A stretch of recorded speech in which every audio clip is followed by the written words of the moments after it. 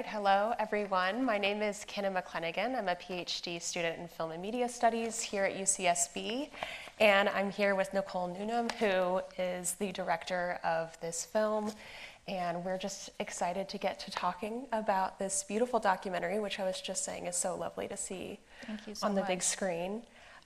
So let's get started.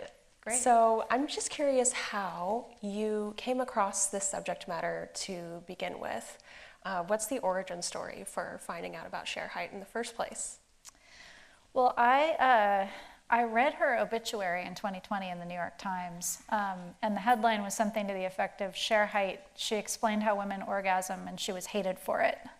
And it really stopped me in my tracks, you know, because it kind of put me in this like time travel tunnel where I was suddenly 12 years old and I was finding the Hite Report on my mother's bedside table, where she hid everything she didn't want me to see, you know, having to do with sex.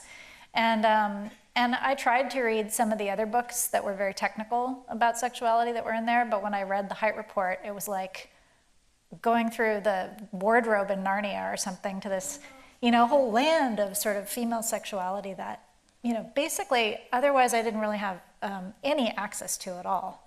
Even at that time in the 70s, you know, our parents were being very lax with us, and I would see erotic movies at friends' houses and things like that, but I didn't have any way of making sense of it.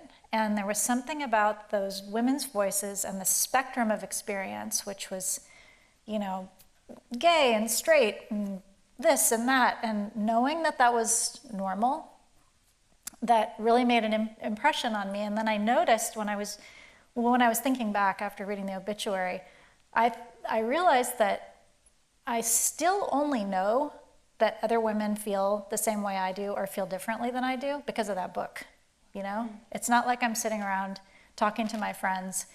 Unfortunately, the age of CR groups had passed by the time I got into college, although I did catch one speculum workshop at Oberlin College before they went out of fashion, and the backlash happened in the 80s, and by the end of the 80s, I was one of those college girls that you see in there saying like, oh, I don't want to call myself a feminist, you know. It took a while for me to come back around to it, and I realized looking at all this material years later that I had really kind of drunk that Kool-Aid. So I really wanted to know when I read that obituary, who was she? How did she do that work, you know? Why did she do that work? And how did she disappear? You know, why is she completely absent from our cultural conversation? And luckily there was a 35-year-old executive at NBC News Studios who also read the obituary, and then from her perspective was like, oh my God, I studied feminism at Cornell. Why did I never hear of Shere Hite? And she went in the NBC News archive and typed in Shere Hite, and this huge list of archival material popped up, as though she had typed in Princess Diana or something, you know? And she was like, oh my God, she was on TV like every week. She was on all the major shows. Like, it's crazy what happened to her. And somehow by some, you know, amazing coincidence, we ended up having a conversation and realizing that we were both interested in making the same film. So I partnered with them, and that's how the enterprise was born. Wow, that's a great story. Love the NBC anecdote. It is insane that there's so much archival material even that we see on screen, just from various sources, even if it's not archival footage directly connected to Shere Hite herself. That kind of tone and style of the archive and of film itself just carries through the whole storytelling. So I'm curious what kind of archives you went to. It looks like there are many that are listed at the end, and I know there's one dedicated to Shere Hite herself that she donated. So can you tell us about what the archival research was like? It looks like there was a lot to comb through. Yeah, I mean, at the beginning, you know, we had this key, you know, source material from NBC, and they had not only filmed a bunch of interviews with her, including that one in the basement apartment that you see at the beginning of the film, with Betty Rollin, who passed away this year, along with Bob Gottlieb. So it's kind of moving to me to see them again watching the film tonight. But they then went back and did a kind of gotcha piece when they went to Europe and filmed her in London, and tried to investigate, what happened, why did she leave the States, why wouldn't anyone publish her books, and was she a fraud or not, kind of a thing. And they had all the raw material of that, so we were able to repurpose it, including like that beautiful footage of her and her husband in Germany, which I think she must have shadow directed, because I just imagine her saying to the B-roll cameraman, would you put me in the audience and I'll look thoughtfully like I'm in a Fassbinder film while my husband is playing piano in the foreground, So we had those things, and then she had negotiated before she died to give her archive to the Schlesinger Library at Harvard, and they had been starting to digitize it, but COVID happened and there was a shutdown, and we hired this incredible Harvard undergraduate named Alejandro Duarte, and he worked with us, hours and hours every week for, about a year, going in and looking at everything and taking pictures of it on his phone and sending it to us and organizing it, and then we cataloged it, and we went through, I think we read almost every paper that was in her archive, and it was everything from scribbles on the back of Post-it notes to, she would write about sexuality on opera programs, and she would write about operas, in her research notes, and it was very disorganized. She had started writing her autobiography, or something that would maybe become an autobiography, really kind of contemporaneously with her entrance into the women's movement. Even at that point, she realized she had kind of an extraordinary story, leaving graduate school and being a model and finding her way into the movement. Even before she started doing the research, she was writing drafts of her story. So we were able to find versions of her story that were really like her actual reflections not long after having experienced something like having Jacques Barzin, talk down to her. And that, I think, really helped to bring her as a full person to life for us. And then I think we were able to translate that, in the film by doing the work that we did with Dakota Johnson, in The Voice. So it was like archaeology, like just these little tiny scraps and piecing them together to make a full human out of the caricature that she'd been reduced to. And we wanted to give people a feeling of that in the film, and that's why you see so many scraps and types and all the handwriting, all that kind of tactile stuff. We felt was also an important part of humanizing her and showing that she was a kind of, showing women's work, showing how women work. Yeah, so in that same vein, what can you say to us about the feminine aesthetic of the film? I really appreciated that there were literal scraps of paper that were shown, and we follow her handwriting in that red pen that makes a statement itself. So what can you tell us about that process of making that aesthetic really come through on screen? I mean, the more we became so aware of how, I've never in my life, had a subject in a documentary, and I've been doing it for a long time, where almost every single person I interviewed about her talked about her color palette. They were like, well, Shere had this color palette. She had this, this goldenrod and verdigris and rose, so we hired a colorist, this woman who does these incredible, she does work on these, highbrow ads, and I managed to convince her to work for not as much as she makes doing Nike ads, working on this film, and we actually colored all the archival to highlight those colors, so everything was in her color palette. As we reached out and started contacting people whose names would be written on the back of a photo, we'd be like, okay, Mike Wilson, who's that? And we would try to find who Mike Wilson, and we had these intrepid women producers who actually would track these guys down, and then they would be like, oh yeah, I have 10 boxes of photographs of Shere in my garage, because when she went to Europe, she said, you can have all the photographs we took together, but a lot of them haven't been printed yet, that kind of thing. They were just falling from the sky. It was so much beautiful material. So we really wanted the film to reflect her embracing of this maximalist feminine style that she struggled with so much at the time, but she persisted with, because it was how she felt and it was who she was. And she wanted to borrow from all these beautiful things in history, the Rachmaninoff, that we use in the score. There's harp in there. There's all these, we knew what classical music she loved. People also knew her playlist, you know. So yeah, it was a way of us reflecting back, like her embracing of her femininity as a political statement. And our cinematographer, we had two, a French woman and an American woman who's a trans woman, and she was totally into Shere and the style and the sort of self-creation and embracing of an inner truth. And so Rose, the DP, and I worked together a lot and came up with this idea of shooting in 16 millimeter.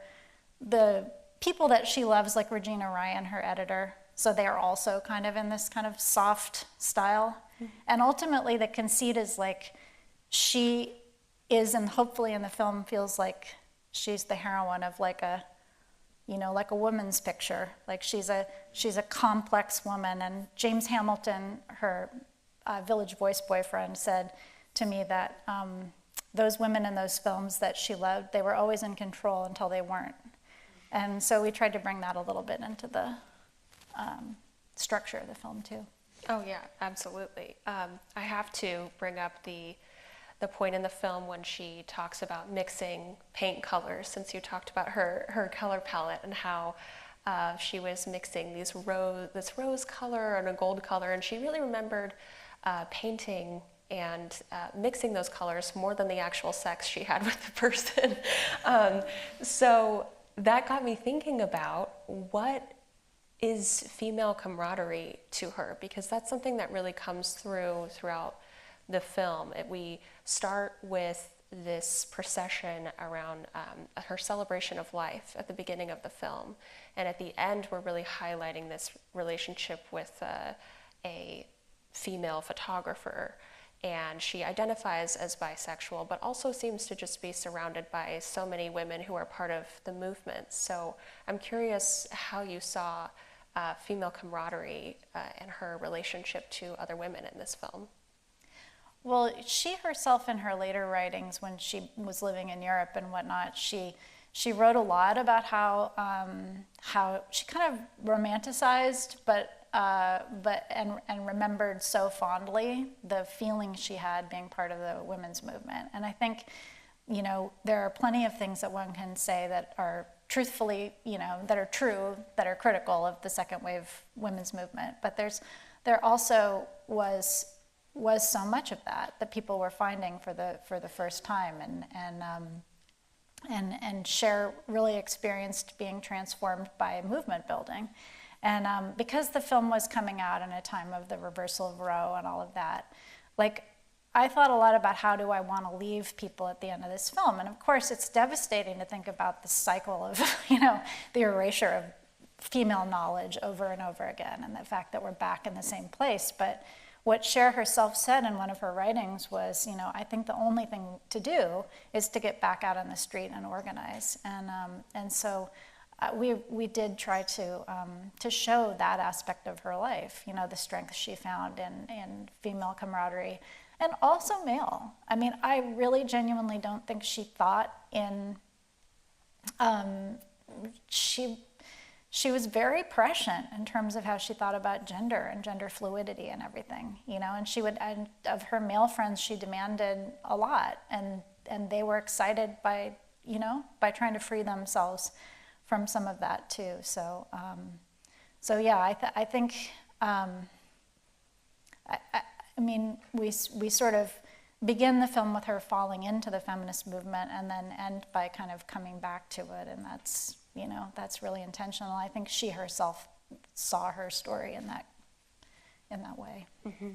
Yeah, so you mentioned her always wanting to go back to organizing, back to the streets, as it were. So I really was interested in her position, having almost one foot in both worlds. And I'm going to read one of the quotes that I thought was particularly funny and very true, rang very true, which was that she's talking about her time in Columbia, and she says, "The movement's intellectual debates made Columbia universities look pale and anemic," which is pretty, you know, damning. So she really occupies this space as a public intellectual. She's somebody who's able to traverse multiple worlds, whether it's academic, whether it's really actually just in protest, and even just women's lib parties, what have you. How do you see her positioning, I guess, along this spectrum of the university and the political possibility of the university versus organizing more broadly? I mean, I think her experience and the truth of her work is that she was able to do something by freeing herself from the confines of academia at Columbia. She was able to do something new and groundbreaking that hadn't been done before, that was hugely transformational. I talked to a guy that she sat in a graduate seminar with after the Hite Report came out. She went back and tried again to go to Columbia, and again she was sidelined and ridiculed. And he said that people would sit in the class and laugh at her makeup and her hair and her clothes and titter about how she wasn't really as smart as she had come across. But he said it's crazy to think back on it, because he said we were all living in Shere Hite's world. Like, they had all read the Hite Report, and they were all having great sex with their girlfriends because of it, you know? And they knew that. They knew that she had changed the world, and yet they were still sidelining her and ridiculing her. And he actually wrote kind of a hit piece on her in an Irish paper about 15 years later. And when I talked to him, he actually wept thinking about it, you know? So I think it's hard. I mean, one thing that became clear to me in looking back at it is just how vicious the kind of right-wing propaganda that started to come out against feminism and was, and how much that had seeped into the media and into, you know, all of our ways of looking at things. And I think he was feeling the same way. But back to the academic thing, Shere would always say, you know, well, when people would talk about her sample size, she would say, well, Freud had a sample size of 3 women. And people let him get away with that. You know, like, why can't I be a person who kind of comes up with a novel way of doing things, you know? And I've spoken to so many women who were trying to do qualitative research in that era who've seen this film and told me that they suffered as well, you know, in their departments, et cetera. So I just feel grateful that she kept at it, and that she did it, and that we got to benefit from it, you know. And I still have young women coming up to me after screenings and telling me that the basic biology that's revealed in the film about female orgasm is news to them, you know. So yeah, our sex education is I don't know, pretty woeful, in a woeful state. Yeah. So not surprised to hear that. So just maybe continuing along the lines of public reception, how she was received. Some of the more troubling footage that we see maybe is the all-male audience at the Oprah show, or Anita Bryant talking about homosexual recruitment and the fear for children of America. Where do you think that we would she would still experience this kind of blowback today, this kind of feedback, or have things changed? Where do you see, how do you think she'd be received today? I mean, you know, it's interesting if you look at somebody like Taylor Swift, you know, we're at a point where we can acknowledge that she's a business person and she's powerful, and we can look at her in a way that, you know, we were not looking at female artists then, you know, but she still has a really hard time of it. You know, she's still like attacked on a daily basis. It's still like a very present thing she has to deal with. So I can't believe I'm talking about Taylor Swift, but I think it would be the same for Shere. You know, I mean, I still think it's, I still think the double standard is alive and well, and in some ways I think we've become less comfortable talking about sexuality, and that's, you know, that struck us a lot immediately when we started looking at the archival footage, because I mean, don't you think it's shocking to see like Geraldo Rivera and other mainstream anchors sitting there talking about clitoral stimulation, you know, on mainstream nightly programs? Like it, you know, that would never happen now. I spoke to a lot of women who work around, you know, trying to trying to promote the clitoris to be, like artists and activists who are trying to break down the sort of stigma against saying that word and talking about it. But like, I was at Sundance on a Planned Parenthood panel of filmmakers when this film came out, and when I said clitoral stimulation, the entire audience tittered, and like somebody went, oh, like that. And I'm not blaming them. I just think we're not used to it. We don't talk about it. We don't address it. These women working and writing about it are often completely censored, but we're scared to talk with me on camera about that because they didn't want to slag off publications that they still had some hope might one day publish their word and publish the word clitoris more often, So yeah, my whole team working on the film, we were very diverse, multi-generational group of men and women. We all feel like we had to learn ourselves how to talk about it comfortably so that we could talk about it with each other, in the making of the film. So that was one of my big hopes for getting this work and this film out in the world.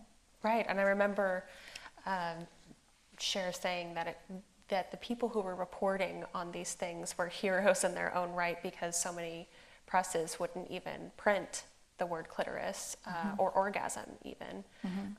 And this was, I think that we still have that sense of censorship now, although, some things have changed in other ways.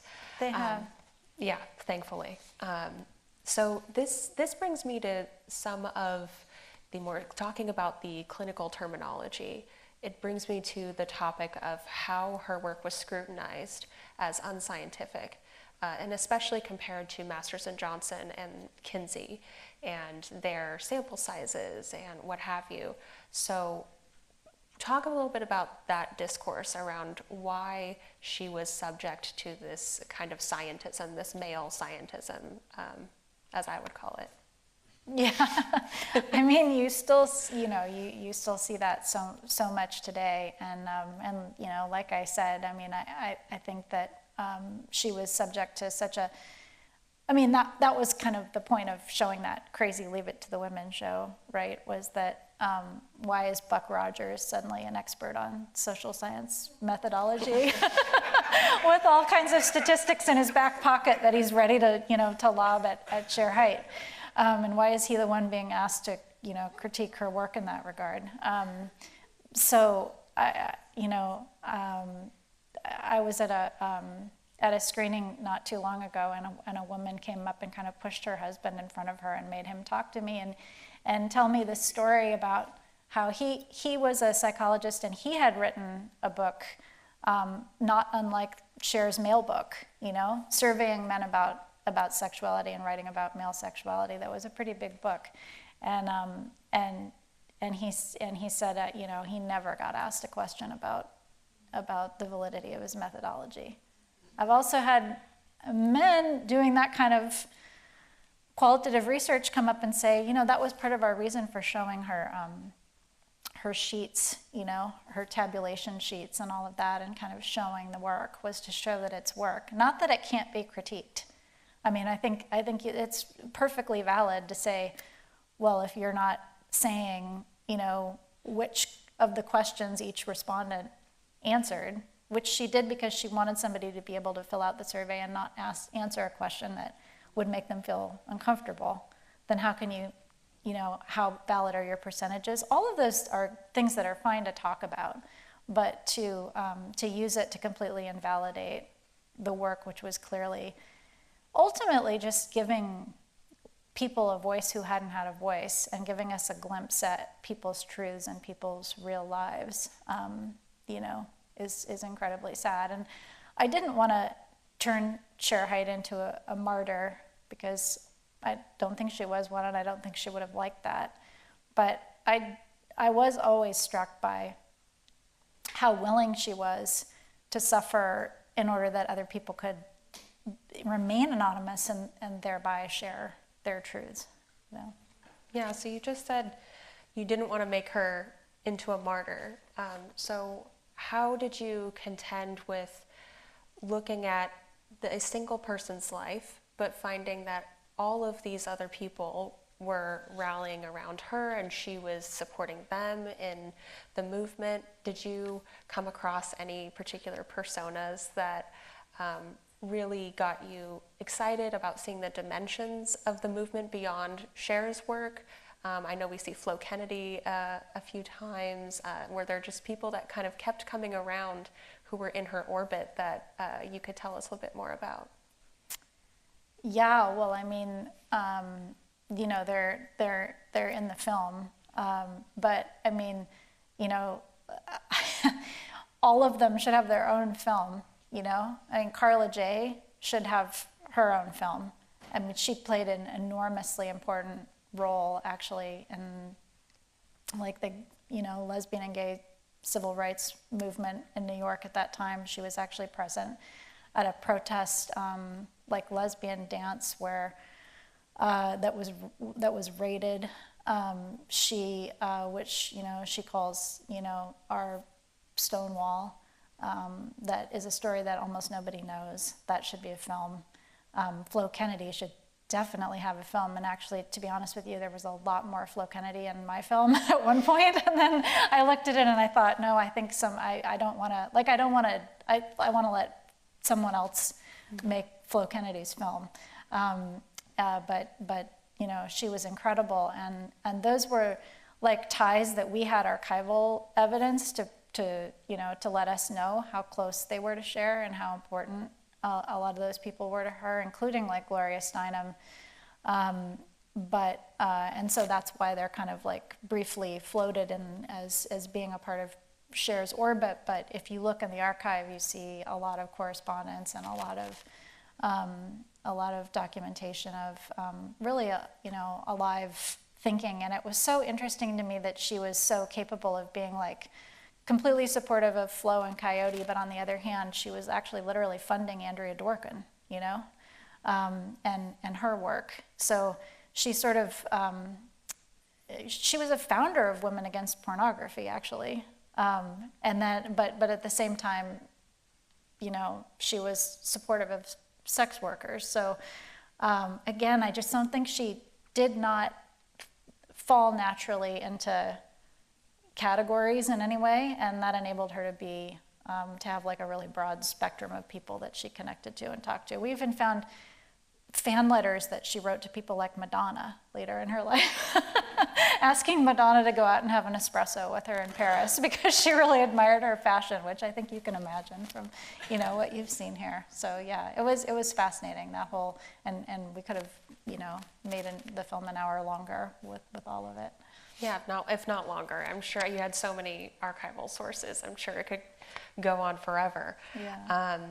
So while we're talking about all of the various movements and organizations she was a part of, I see a distinct connection to your last film, Crip Camp, that we showed here. So this is a film, for those who haven't seen it, about the disability rights movement and how it was impacted significantly by a formative summer camp in the 70s. So I'm just wondering, what kind of conversation do you see happening between these two films? There's certainly a temporal connection. They're both connected by activism, but what do you have to say about how they're connected? I had a great experience when Denise from Crip Camp, who I don't know if you remember, but she was actually got her master's degree in human sexuality, and that was her ticket out of the Bronx. And she tells some kind of incredible feminist stories about being a disabled woman and dealing with discrimination in the, you know, medical field, and almost leading to, you know, her dying at one particular point. But then she's also just this completely free spirit, pro-sex person. And she came to see this film. And so when we talked for a few hours afterwards, and I just think there is so much in so many ways, and sometimes I would almost feel like I was confused about which film I was working on because they're so interrelated. I think they are about community, as you pointed out, and the importance of movement building and community and sustaining it. They're about people discovering experiences of marginalization and structural oppression out of isolation, coming together. I mean, at the camp, that's how people started talking to each other and realizing that their problems were structural. Shere Hite's book kind of did that for women, right? And women could suddenly see, oh, it's not me, it's the system. And so, I think they're really related in that way too. And ultimately, it's just they're both about agency, bodily autonomy, and I think they're similar in terms of how they let the audience see how people are being seen through stereotypes and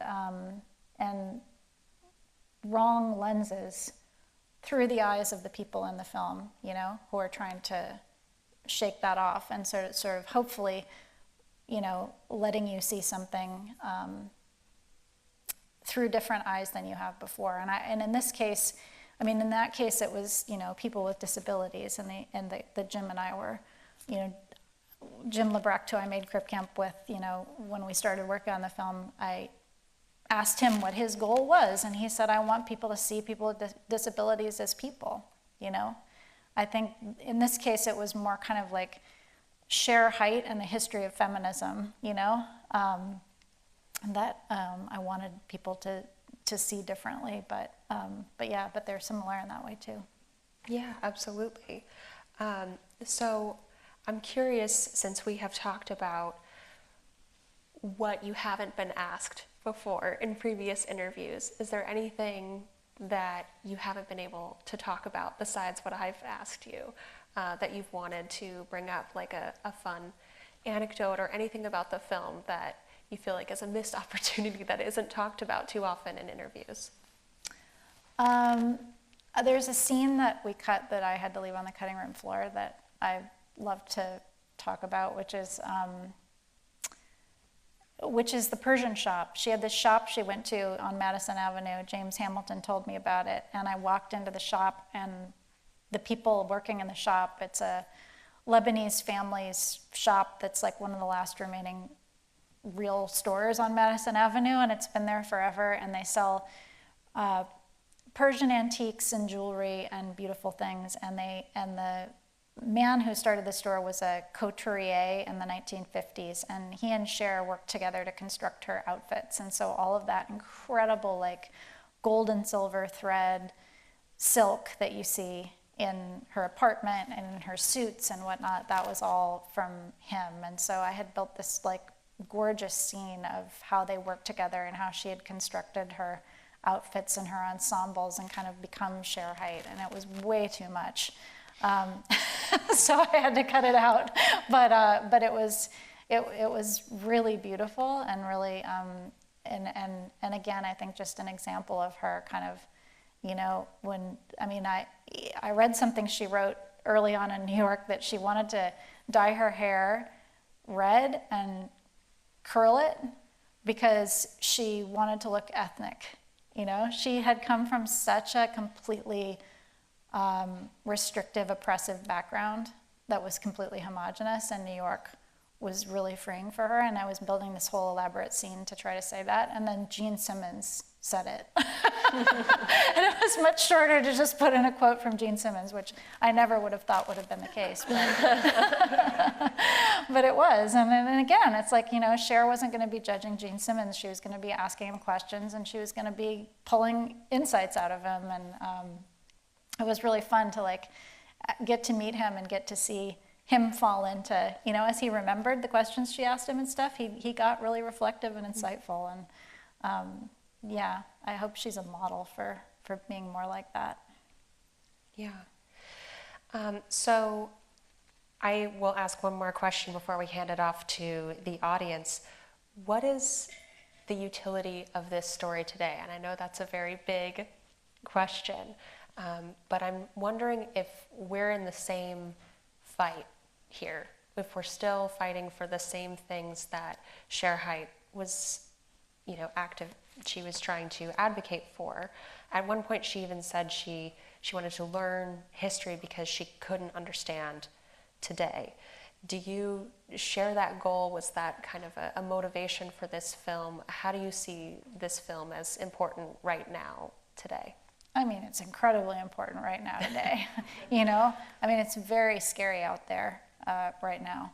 And like I said, I mean, we were filming when the Dobbs decision got leaked, and now I've been screening this in red states where, people are coming up and talking to me about horrific things that have happened to people they know and love because of the abortion restriction laws. And so I think these stories are incredibly, unfortunately, like urgently important today. But I would really love to ask you that question too, Like, what do you think? Oh, I absolutely agree. I think just the political landscape of today, especially after the overturning of Roe v. Wade, makes this an incredibly necessary film and intervention, something that can be used as a teaching tool, something that makes it accessible. The idea of even clitoral stimulation to larger audiences. Clearly, all of the attempts to make these ideas accessible we're still fighting that same battle, and I think documentary is a really unique platform to be able to reach a broader audience in that way. So I absolutely think it's incredibly urgent. Maybe not exactly the same fight, but same song, different verse. I don't know. Exactly. Yeah. So with that, I'm going to hand it off to Emily Zinn, who I think is going to facilitate our Q&A with the audience. Thanks for being here, and thanks for an incredible film. It was really very striking. I wanted to talk about the voicing of her voice, what Dakota depicted her voice. It struck me as such a monotonic, almost dysthymic depiction of her, and she's talking about a subject people get obviously very emotional and wrapped around, and yet she's this, depicted as having this very monotonic, very unemotional presence. So was that you or was that Dakota? I mean, certainly reflected some of the actual interviews, but that seemed to me such a striking part of the film that really, I'm curious to see what your reaction is to that. Yeah, it's interesting you say that, because my experience of Dakota's read is that it's actually more, like in a degree, it's a little more emotional than the way Shere talks, which is very, like you say, it's very kind of pulled back. In fact, I had conversations with my editor at the beginning of cutting the film about, like, would she hold a whole movie, or was she too cool or cold or weird or something, And it was really in going through all that archival material that we started to really, and just finding little things like her giggling and laughing, and where you start, very late in the game we got that footage from Canada where she's in that little pineapple shirt with her dog, and and we were like, oh my God, there she is, that's the person. So what I discussed with Dakota was, that this should be Shere's internal monologue. It wasn't Shere projecting or emoting to other people, but it was her, like a reflection of how she might be thinking if she was writing these things, which is what they all were. They were all like her writings and her reflections, you know what I mean? And she said, do I have to talk like Shere?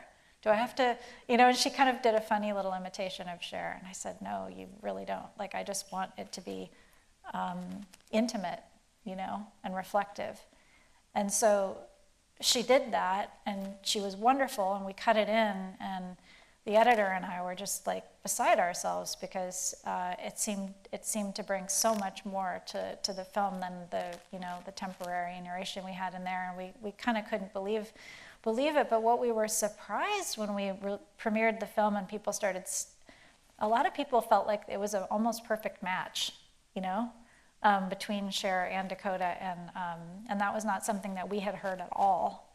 And I think it's actually just that she's a really good actress, Her voice isn't dissimilar to Shere's, but I think she kind of nailed her character and emotion just in this really subtle way that that I think is really fluid, and I'm incredibly grateful to her. She really loved Shere. She already knew about her when I approached her, and she said, I would like to go out to dinner with Shere Hite tonight if I could. She's my kind of person, and I'll do anything to help get her story out into the world. So yeah, she was great. First of all, thank you for making the film. Admittedly, like, I kind of tagged along here with my roommate who is a film major, Anna, thank you. But it was a very pleasant, like, watching experience. But I was just wondering, like, when you first started making this film, did you talk to the women in your life or the men in your life, like, about Shere? Were you like, do you know her? And did those, like, whether they did know her or didn't, did that make you think, like, okay, this is how I have to introduce her? I have to introduce her as, like mono or like very expressive, like I have to, or do I have to like lull them in? Did that like have any impact on your creative like experience, or was it just kind of like you knew from the beginning? That's a really good question. When you said that, when you asked that question, the thing that flashed in my mind was that my husband was telling a friend of his that I was working on this film, and I was like washing dishes or something, and I was kind of listening to him tell his friend about it. And when he finished, his friend laughed, and he said, "Really? That's what Nicole's working on? How do you think that's going to make you look?" And I thought, oh my God, like things are worse than I thought, you know? This is going to be really hard. And it was kind of awkward, actually. And I did get a lot of kind of like eyebrow raise, just people raising their eyebrows from the older generation. And actually, it was the older people, and by that I mean like my age, where there was more resistance. Like for instance, older women that we showed early cuts to said, "I really think you need to tone down her apartment. Because when we get to the point where she has this fancy apartment and she's wearing all these fancy clothes, then I stop trusting her. And I think, is she only doing this for the money?" You know? And then I would show it to younger women, and they were like, "That was badass when she got that apartment, and it was great." And I was like, "Go Shere," you know? Like, how great that she got to live in that palace, you know, and that she made it so beautiful. So we were like checking in with people kind of all the way along and kind of moderating it, you know. I think when you make a film about somebody who's not being seen for what they really are, you have to do that. Like in Crip Camp, we would show things to people that we thought they would be like, "Wow, right on," and they would say like, "Oh, that was so really touching and kind of sad when that person did that," and we would be like, "Okay, back to the drawing board, we've got to recut that scene," you know? And I think in doing that, we were not only like learning about how other people saw people through inaccurate lenses, but also we were kind of unpacking our own stuff, you know? So my first instinct when people were criticizing the apartment scene was to pull back on it, but then really thinking about it and talking to more people, kind of I realized like I carry that about, you know. I don't know, like who would ever say that about a guy? If you saw some guy and he suddenly had an amazing apartment, you'd just think like, oh yes, well that's when he became successful and famous, you know. So yeah, it's a lot of that like trial and error and learning all along the way. Thank you so much for this extraordinary film, which I found just deeply moving because as a, you know, second wave feminist, you know, it just brought back so much. And one of the things, and I'm taking off from the question that was just asked and what you just answered, we saw in the film so much ambivalence on the part of men, and you just gave ambivalence to say it nicely. And you just gave it as an example, you know, of ambivalence on the part of men today, you know, to this. But watching the film, I so remembered, and I want to ask you about this, the ambivalence among women toward Shere Hite. And of course, we know the feminist sex wars, the feminist porn wars, and all that. And just, I have to say it brought back, a kind of bad memory, of just how often it would be feminists, who would have this just extraordinary anxiety around sexuality and about female sexual agency. Yeah. And so I wonder how, if you could just talk a bit about how you negotiated that, because it's kind of painful, to see the extreme ambivalence, if not hostility, of women in the film, of feminists in the film, toward her openness about her sexuality, and also about the idea of sexual fluidity as well. Yeah. I think that Shere perceived that things kind of got harder as time went on, and I think looking back, we can kind of see partially why, right? Like when people come so hard at you from, there was so much cultural opposition to her, and I think people don't want that rubbing off on them. It makes them afraid, and it can make them push against things irrationally or against their own best interest, and that definitely started to happen. And I really wanted to try to conjure the time that Shere remembered and her friends remembered of kind of before that, before there was a backlash, when things were really audacious, like that amazing protest at the Museum of Natural History, where the signs look like something that would be today, it's the same language. I don't think we remember that there was so much talk of intersectionality. I don't think there was a memory that movement was pulling together and looking at things from so many different perspectives, or that there was that much kind of like goofy, wonderful creativity, And I think all those things are really important to successful movements, and that movement was really successful in so many ways, So I tried to kind of not focus too much on the infighting. I had remembered something Gloria Steinem had written about that series, Mrs. America, which I really like. But, there was sort of a criticism of the focusing on the kind of infighting, which, sometimes I think can not be the most productive way to look at movements.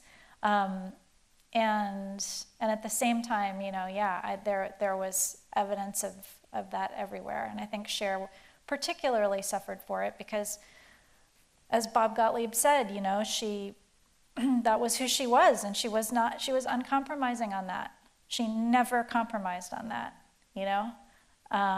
and never would succumb to trying to make herself, look more serious or conform to what people thought a serious person should look like. And I think people distanced themselves from her, because of that, and it was really painful. But there were people like Kate Millett, who really stuck by her. And actually Gloria Steinem and a number of other feminists even wrote a letter to the editor in the New York Times when she was really attacked after the women's book, and stood up for her.